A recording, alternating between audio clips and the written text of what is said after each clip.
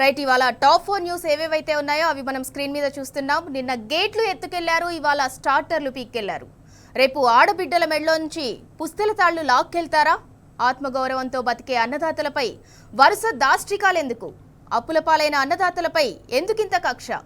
కష్టాల్లో ఉన్న కర్షకులపై కాంగ్రెస్ పార్టీకి ఎందుకింత పగ? ఓట్ల నాడు ప్రేమ ఒలకబోసి గద్దెనెక్కాక నరకం చూపిస్తారా? సాగునీళ్లుచ్చే సోయి లేదు గాని రైతుల్ని వేధిస్తారా? రుణమాఫీ ఎగ్గొట్టి భరోసా లేకుండా చేసి అరిగోస పెడతారా? తెలంగాణ రైతులంటే అంత అలుసైపోయారా?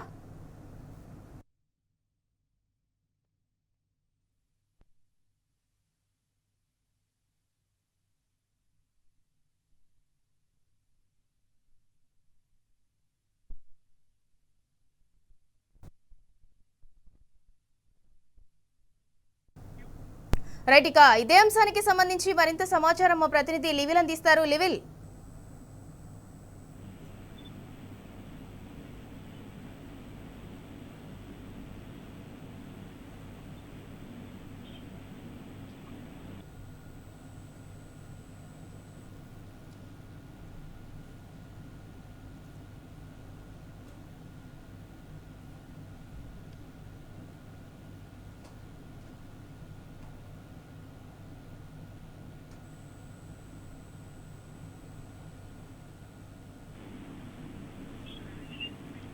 రైట్, ఇక ఇదే అంశానికి సంబంధించి మరింత సమాచారం మా ప్రతినిధి లివిల్ అందిస్తారు.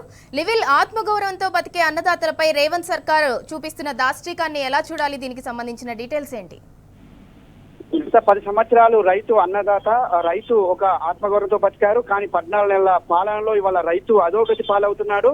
ఇవాళ ఏదైతే రైతు రుణమాఫీ చేస్తారని చెప్పి నమ్మబలికి ఇవాళ రుణమాఫీ అంతంత మాత్రమే చేసి ఇవాళ రైతు భరోసా ఎగ్గొట్టిన ఈ ప్రభుత్వం ఖచ్చితంగా ఈ రేవంత్ సర్కార్ అని చెప్పేసి కూడా తెలిసిపోతుంది. అందులో భాగంగానే వాళ్ళ రుణమాఫీ ఎవరైతే చేయని రైతులు ఉంటారో బ్యాంకులకు రుణాలు చెల్లించిన రైతుల ఇళ్ల తలుపులు తీసుకుపోయిన ఘనత కూడా ఇవాళ ఈ కాంగ్రెస్ పార్టీకే దక్కుతుంది, కాంగ్రెస్ ప్రభుత్వానికే దక్కుతుంది. నిన్న ఏదైతే ఇంటి తలుపులు తీసుకుపోయారో ఇవాళ భావి స్టార్టర్లు తీసుకుపోయిన పరిస్థితి కాంగ్రెస్ ప్రభుత్వంలో రైతాంగానికి పట్టిన గతిగా ఇవాళ మనం అభివర్ణించవచ్చు.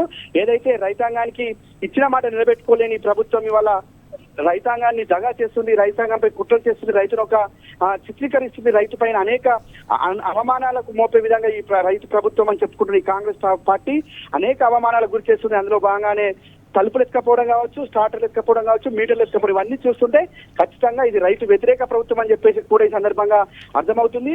ఖచ్చితంగా నిన్న తలుపులు ఇవాళ ఏదైతే స్టార్టర్లు మీటర్లు ఎత్తుకపోయారో రేపు ఇదే రైతాంగానికి సంబంధించి ఖచ్చితంగా రైతు మహిళలకు మెడలో ఉన్న తాలిబొట్లు ఎక్కకపోయినా ఆశ్చర్యపోవడం లేదని చెప్పేసి కూడా బీఆర్ఎస్ వర్గమైన కేటీఆర్ ఈ సందర్భంగా ఎద్దేవా చేశారు ప్రభుత్వాన్ని.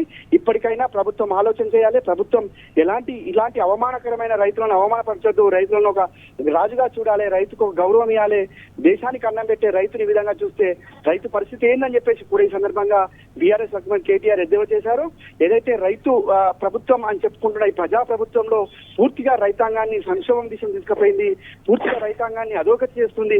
వాళ్ళ రైతులకు ఇవ్వాల్సిన ఏది కూడా ఇవ్వట్లేదు, రైతాంగానికి రుణమాఫీ చేయట్లేదు, రైతాంగానికి రైతు భరోసా ఇవ్వట్లేదు, రైతు కూలకు ఇస్తానన్న 12,000 ఇవ్వట్లేదు. అంటే రైతులను మోసం చేసే విధంగా ఈ ప్రభుత్వం కుట్రలు చేసిన ఇంతకంటే నిదర్శనాలు ఏమీ లేవని చెప్పేసి కూడా వాళ్ళు అర్థమవుతుంది. మొత్తాన్ని చూసుకుంటే వాళ్ళ రైతు వ్యతిరేక ప్రభుత్వం, రైతు వ్యతిరేక విధానాన్ని మరొకసారి స్పష్టమైంది. రైతును ఆగం చేస్తున్న ఈ ప్రభుత్వానికి ఖచ్చితంగా రానున్న రోజుల్లో బుద్ధి తగలని చెప్పేసి కూడా వాళ్ళ రైతాంగం చెప్తున్న పరిస్థితి చూసిందిరా. Right, thank you లివిల్.